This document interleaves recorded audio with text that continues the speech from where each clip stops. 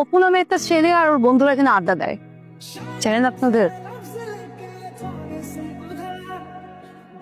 না আপামনি, আমি কিছু কইতে পারতেছি না, তবে এই দুই ভাইরা জানে।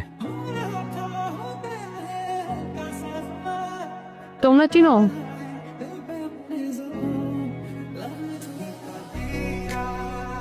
জি আপামনি, চিনি, অপুকে চিনি। ওইখানেই তো আসে।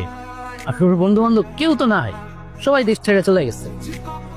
আপনি এখানে দাঁড়ান, একটু পরে পাওয়া যাবে। দেশ ছেড়ে চলে গেছে?